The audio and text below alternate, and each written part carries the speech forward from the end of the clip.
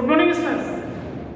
Now we are going to study the chapter The Enemy written by Paul S. Dweck, and before it we have studied 4 episodes of this chapter, and in these chapters we have studied that Sadao was ready to operate the wounded man who was an enemy, and he said to his own wife to help him whether to turn the soldier or give him the anesthesia. Okay, so my dear ones, open page number 33 page number. You will have to give the anesthetic if he needs it, he said. Sadao said to his own wife that it may also be happen that the anesthesia should be given for this patient. If I, she repeated blankly, but never have I. तो हना ने कहा मैं कैसे anaesthesia दे दूँ बेहोशी की दवाई, मैंने तो कभी किसी पेशेंट को दिया ही नहीं। इसका मतलब सीधा सीधा है कि देखिए सादाओ और हाना दोनों एक ही फील्ड के थे, लेकिन अपनी फैमिली के लिए हाना ने डॉक्टरेट का जो प्रोफेशन था वो छोड़ दिया था।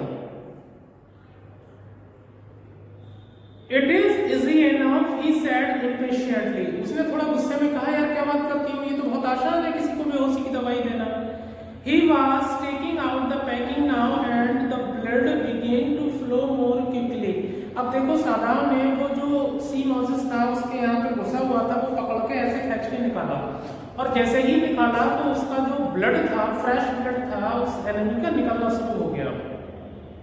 He peered into the wound with the bright surgeon's light fastened on his forehead.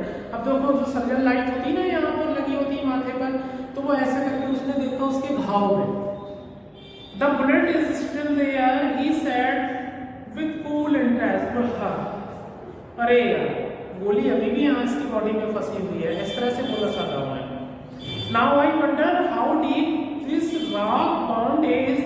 If it is not too deep, it may be that I can get the bullet. अब देखिए मैं आपको पहले भी बता चुका था कि जो उसका एनिमी सोल्जर था उसकी बॉडी में जो घाव था वो गोली यहाँ पर फंसी हुई थी, और जो रॉक थी, सी रॉक थी, उसने इसको यहाँ तक चोट पहुंचाई थी काफी अंदर। तो सादा कहता है कि अगर ये सी बॉन्ड नहीं होता, ये रॉक बॉन्ड नहीं होता, तो मैं इस बुलेट को बहुत आसानी से क्या कर सकता था, निकाल सकता था। लेकिन अब बहुत ज्यादा टेक्निकल है इसकी बुलेट को क्या करना, बाहर निकालना। तो मैंने आप लोगों को बताया कि जो बुलेट पहले थी और रॉक बॉन्ड जो था वो बहुत आगे तक था। But the bleeding is not superficial, उसने कहा लेकिन जो ब्लड है वो बाहर ही नहीं है, अंदर से निकल रहा है। He has lost much blood, और इस पेशेंट का जो ब्लड है वो बहुत ज्यादा मतलब निकल चुका है इसकी बॉडी से। At this moment हाना चोक का मतलब होता है वॉमिटिंग, क्रैचिंग, पलटियां करना। अब जैसे ही हाना ने घाव देखा, उससे ब्लड निकलते हुए देखा, तो हाना को पलटियां आना शुरू हो गई। He looked up and saw her face the color of sulfur, sulfur yellow colour. अब उसने अपनी बीवी की तरफ देखा तो वो एकदम से गुस्से में आ गया और देखा कि उसकी बीवी का जो चेहरा है वो पूरा पीला पड़ गया है। Don't faint, he said sharply. He did not put down his exploring instrument. तो अपनी बीवी को डांटते हुए बोला, बेहोश मत हो जाना, बेहोश होने की जरूरत नहीं है। लेकिन उसने अपने जो इंस्ट्रूमेंट्स थे वो बिल्कुल भी रखे नहीं, क्योंकि वो जानता था कि अगर मैंने इसको छोड़कर अपनी बीवी को देखा तो ये मर जाएगा। और आप अच्छी तरीके से जानते हैं जब हमको कभी वॉमिटिंग होती है तो ऐसा लगता है कि जान निकली जा रही है। उस वक्त क्या होता है, हमारी मदर होती है, हमारी पीठ पे ऐसे ऐसे सहलाती है, रब करती है, हमें पानी पिलाती है। तो जिसको वॉमिटिंग होती है उसको हेल्प की बहुत ज़्यादा ज़रूरत होती है। लेकिन सादाओं ने कहा कुछ भी हो जाए, मैं अपनी बीवी के पास नहीं आऊँगा, अगर मैंने अपनी बीवी की मदद करने के लिए गया तो ये मर जाना है, ये बचने वाला नहीं है।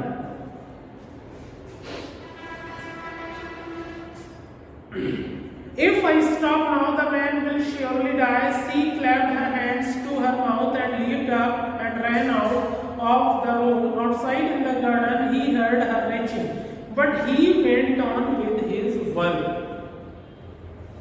सादाव देखिए अपने प्रोफेशन के लिए कितना डेडिकेटेड था। उसने अपने इंस्ट्रूमेंट्स को नहीं रखा, अपनी बीवी को नहीं देखा, बस इतना सुना कि उसकी बीवी मुंह पे हाथ रखकर गार्डन की तरफ गई और वहां पलटियां कर रही हैं, लेकिन सादाव अपने काम को करता रहा।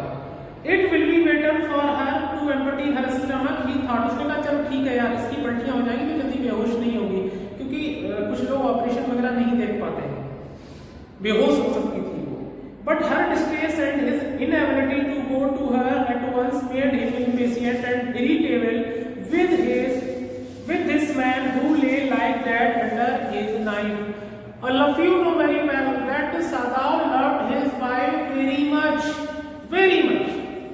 और जिसको हम मोहब्बत करते हैं, जिसको हम प्यार करते हैं, वो तकलीफ में हो तो उसे जितनी तकलीफ होती है उससे कई गुना हमें तकलीफ हो रही होती है। अब सादाव इतना मजबूर था कि जिसको प्यार करता है उसकी हेल्प नहीं कर पा रहा था, और जो उसका दुश्मन था उसकी मदद कर रहा था। तो उसके दिमाग में गुस्सा आने लगा कि यार तू आया ही क्यों था मेरे घर पे, मेरे घर के सामने गिरा। तो वो अपने जो इंस्ट्रूमेंट था उसके हाथ में, जो ब्लेड था, जो नाइफ था, जिसे नस्तर बोलते हैं, उसको तेजी से ऐसे चलाने लगा, ऐसे चलाने लगा, जल्दी करने लगा कि जल्दी से ऑपरेशन हो जाए, वो बुलेट को बाहर कर दूं इसकी। और जब वो उसने तेजी की तो वो जो एनिमी था अपनी बेहोशी में ही हिलना शुरू हो गया, उसे तकलीफ हो रही थी बहुत ज्यादा और कराने लगा। This man he thought there is no reason under heaven why he should lie. तो सादाव ने सोचा यार मेरी समझ में नहीं आ रहा, ये इस इंसान को जिंदा रहने की क्या जरूरत है, इसका कोई मतलब नहीं है, लेकिन फिर भी यार ये मर नहीं रहा लेकिन जिंदा है। लेकिन सादाव देखे एक डॉक्टर था, उसका काम मारना नहीं था, उसका काम बचाना था, और he tried his best to save the life of that enemy. Unconsciously this thought made him ruthless and he proceeded swiftly. और unconsciously बिना सोचे विचारे उसने अपने काम को तेज कर दिया, और वो थोड़ा रूथलेस भी हो गया था, थोड़ा मतलब गुस्सा भी आ रहा था। यहाँ पे वैसे रूथ मानी दुष्ट होता है। In his dream the man told but Sadav paid no heed except to murder at him. अब वो एनिमी करा रहा था, सादाव ने उस पर ध्यान नहीं दिया। डॉक्टर अगर आपकी तकलीफ पे ध्यान देंगे तो ऑपरेशन ही नहीं कर पाएंगे भाई। अगर आपके पैर में कांटा लगा है, आपको बहुत तकलीफ हो रही है, तो अगर सादाव जैसा कोई डॉक्टर है वो आपकी तकलीफ को देखेगा तो वो कांटा क्या निकालेगा, वो तो कहेगा अरे भैया बहुत ज्यादा तकलीफ हो रही है इसको। Groan, he muttered, groan if you like, I am not doing this for my own pleasure, in fact I do not know why I am doing it.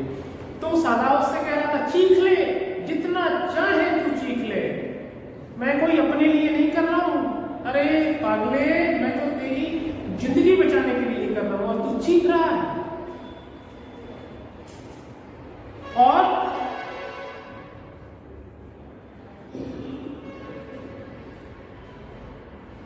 सादाव बोला मेरी समझ में ये नहीं आ रहा कि तू मेरा दुश्मन है तो मैं तेरी जिंदगी को क्यों बचा रहा हूं।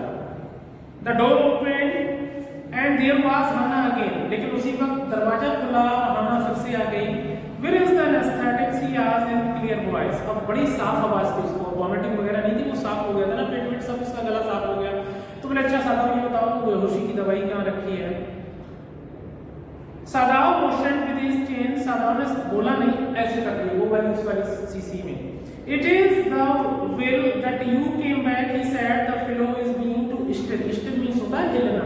तो सादाव बोला कि हाना बहुत अच्छा हुआ कि आप आ गई, ये जो एनिमी है वो हिलना शुरू हो गया है।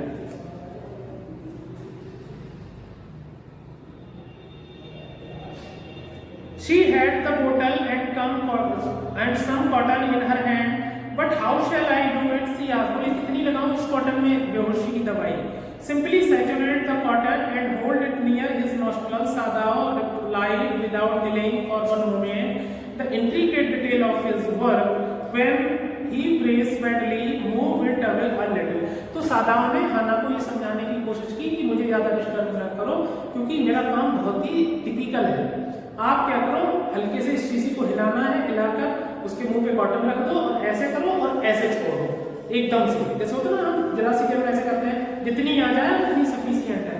जैसे ही गहरी सांस ले तो उसकी नाक पे रखना और एकदम से हटा देना, उतनी ही पर्याप्त है इसको बेहोश करने के लिए और बेहोश करने के लिए। बेहोश तो वो पहले से था, अगर ज्यादा देर तक रखी रहोगी तो ये बेहोश नहीं होगा, सीधा ऊपर, खत्म कहानी इसकी। She crossed close to the sleeping face of the young American. It was a pitiless thin face. वो घुटनों के बल उसके पास बैठी, उसके चेहरे के पास उसको बेहोशी की दवाई देने के लिए, और उसने देखा ये बहुत ही दया से भरा हुआ चेहरा था। She thought and the lips were twisted. उसने सोचा और उसके होंठ जो थे वो सख्त थे।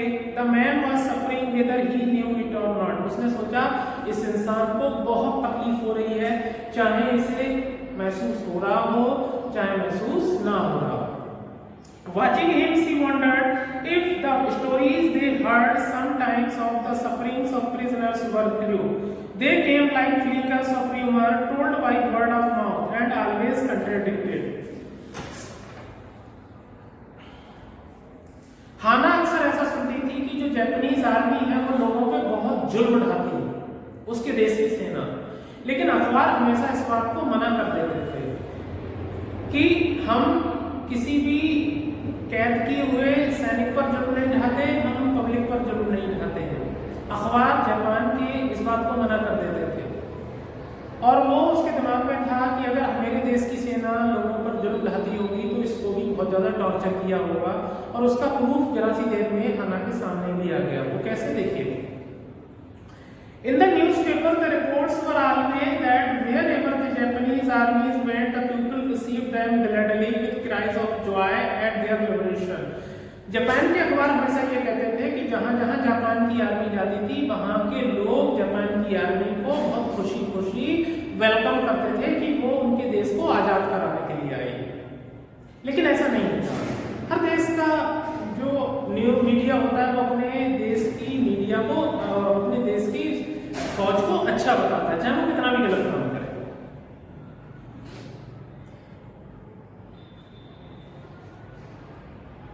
But sometimes he remembered such men as General Takima, who at home beat his wife cruelly, though no one mentioned it now that he had fought so victorious a battle in Manchuria. अब उसको याद आया कि मेरे देश का जो general तकीमा है वो अपनी बीवी को इतना बुरी तरीके से पीटता है।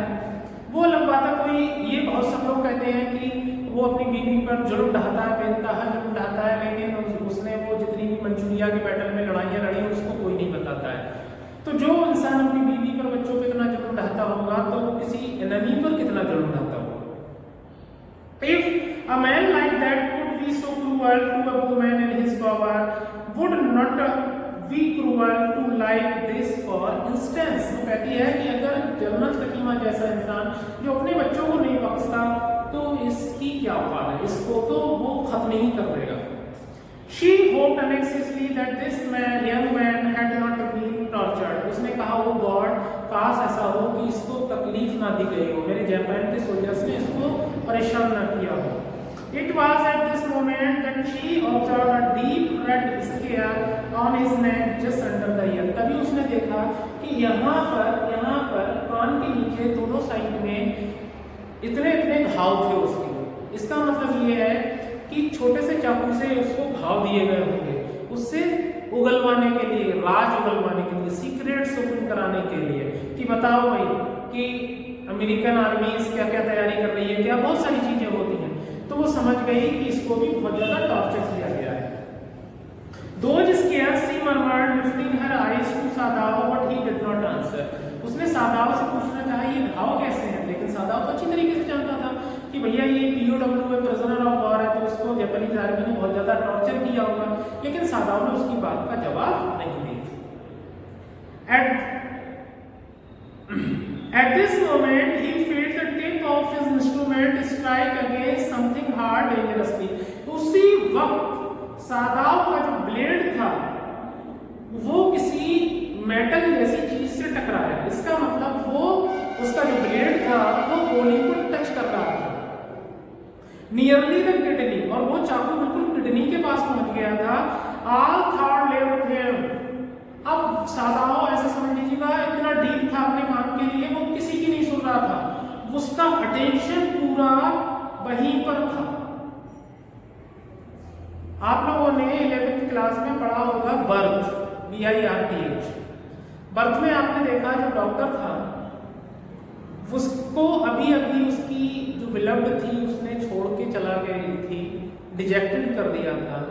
लेकिन जब वो बच्चे को, मरे हुए बच्चे को बचाने की कोशिश करता है तो देखिए वो सब कुछ भूल जाता है, वो पागलों की तरह बस उसी को बचाने में लगा रहता है। क्रिस्टीनी को बिल्कुल भूल जाता है।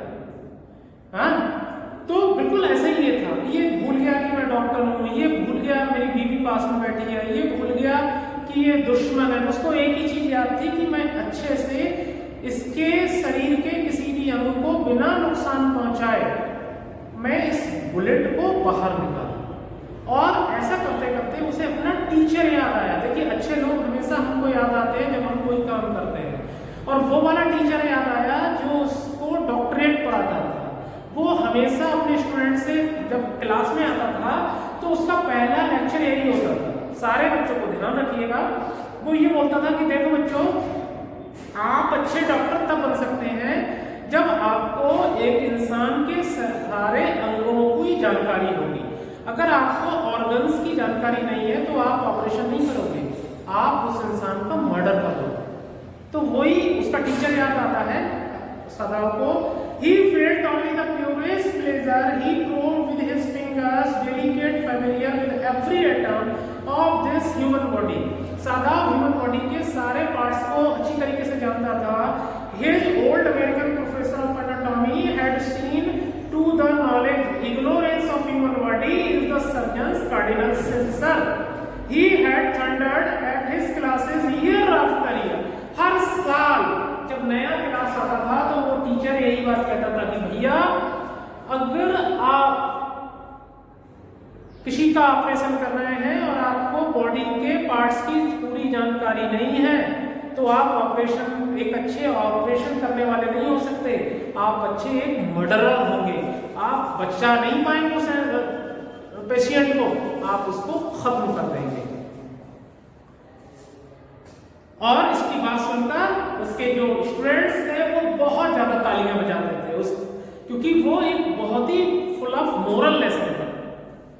To operate without as complete knowledge of the body as if you had made it anything less than that is murder, ये उसका प्रोफेसर बोलता था सदाव का। It is not quite at the kidney, my friend, Sadav murmured. It was his habit to murmur to the patient when he forgot himself in operation. जब सदाव operation करता था तो उसके सामने जो पेशेंट पड़ा होता था उसको फ्रेंड बोलता था, और वो बुदबुदा रहा था, मर्मरिंग कर रहा था।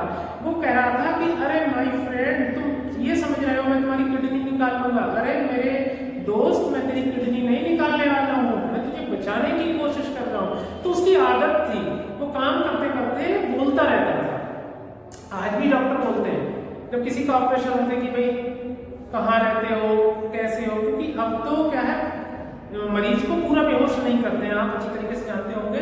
सपोज दैट अगर हमारे यहाँ का ऑपरेशन करना तो पूरे इंसान को बेहोश नहीं करेंगे, वो इंजेक्शन लगाएंगे, इतना पार्ट जो है वो सुन्न हो जाएगा उसका, तो वो मरीज दहशत में ना आ जाए। तो डॉक्टर उससे लगा था, एक तो डॉक्टर बोलते रहते हैं, पूछते रहते हैं कौन, क्या, कैसे, कहाँ से आए हो, ऐसे सारी बात करते रहते हैं, तब तक वो उसका ऑपरेशन हो जाता है पेशेंट का।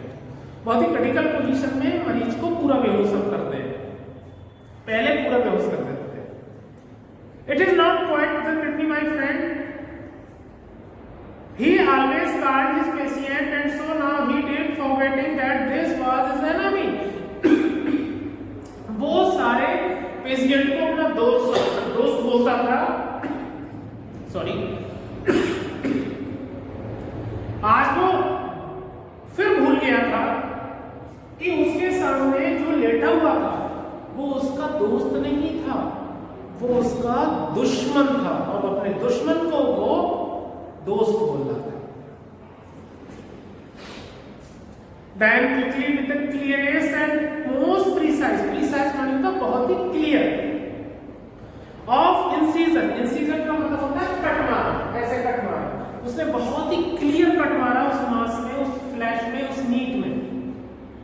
The bullet was out, और देखिए एक हाथ से तो वो कैंची पकड़े होगा, उस बुलेट को पकड़े होगा ऐसे करके, और एक हाथ से वो ब्लेड था, उसने इधर ऐसे कट मारा और ऐसे खींच ली बुलेट, और उसी के साथ उस पेशेंट का पूरा बॉडी ऐसे ऐसे ऐसे करके वाइब्रेट करा, और चीखा वो, हाय रे मेरी आंतें निकालनी, मेरी आंतें निकालनी, पेशेंट बोला, और फिर डीप स्लीप में सो गया। ओके, होता नहीं जब पैर में कांटा होता है तो इतना तकलीफ नहीं होता है, जब कांटा निकलने वाला होता है वो वाला टाइम देखिए कितना तकलीफ करता है, और जब कांटा निकल जाता है तो हमको आराम मिलता है। बिल्कुल वैसे ही जब गोली निकल गई तो बिल्कुल सो गया। Then quickly with the cleanest and most precise of incision, the blood was out. The man cured, but he was still unconscious. Nevertheless, he muttered a few English words. Guards, he muttered, choking. They got my guards. Sadao Hana cried sharply. जब वो patient चीख रहा था तभी हना भी चीखने लगी कि सदाओ ये मर जाएगा क्या। तभी सदर गई, तू चुप रह, चुप चुप बिल्कुल चुप। तो ऐसे उसने अपनी बीवी को डांट दिया। The man sank again into silence so profound, profound का मतलब deep, और वो पेशेंट जो था बहुत गहरी नींद में सो गया। That Sadao took up his wrist, सादाव ने उसकी कलाई पकड़ी, hating to touch it, अब देखिए वो उसके हाथ को पकड़ने में भी नफरत करता था। Yes, there was still a pulse so faint, हाँ अभी भी उसके हल्की सी पल्स थी, so feeble बहुत हल्की सी, but enough if he wanted the man to live to give hope। तो अगर वो चाहता है कि अगर ये इंसान जिंदा रहे तो उसे उस उम्मीद नहीं छोड़नी थी। But certainly I do not want this man to live, he thought। उसने कहा लेकिन यार मैं नहीं चाहता ये जिंदा रहे, लेकिन मैं अपनी ड्यूटी से बंधा हुआ हूँ, मुझे बहुत सारे काम करने हैं कि ये जिंदा रहे। No more anesthetic, he told Hana। Hana से एकदम से बोला नहीं, बेहोशी की दवाई मत देना वरना मर जाएगा ये।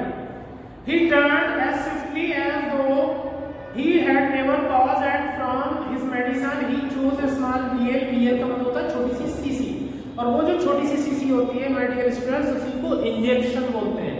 आप लोग वो जो होता है ना सिरिंज, उसको इंजेक्शन समझते हो, वो जो सिरिंज होता है वो इंजेक्शन नहीं होता, वो एक पिस्टन होता है, एक जरिया होता है, इंजेक्शन होता है शीशी में, वो ऐसे लेता है, वो हमारी बॉडी में इंजेक्ट कर देता है, तो वही असर करता है।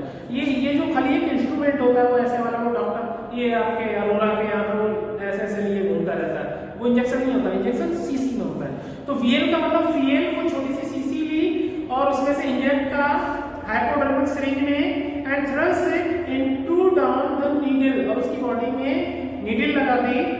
He took the man's wrist again, the pulse under his fingers fluttered once or twice and man grew stronger। जैसे ही इंजेक्शन लगा तो उस पेशेंट की जो नब्ज थी वो स्ट्रॉन्गर, 1 2 3 और तेज चलने लगी। This man will live life in spite of all, he said to Hana and sighed। अब सादाव ने राहत की सांस ली ऐसे, फिर हना से बोला अब ये इंसान मरने वाला नहीं है, अब ये बच जाएगा, अब ये बिल्कुल ठीक है। And my dear students, in the next episode I will teach to the next, क्योंकि यहाँ से आपका पूरा एपिसोड चेंज हो रहा है। जब वो आंखें खोलेगा तो अपने आप को हना के यहाँ पे पाएगा, 2 दिन हो चुके होंगे और वो डरा हुआ होगा। ओके, तो उससे पहले मैं आपको समरी बताऊंगा, फिर मैं आपको टीच करूंगा। And my dear students, thank you very much to watch this video. Very soon we would meet once again. Thank you very much, thank you and very very happy Diwali. Thank you.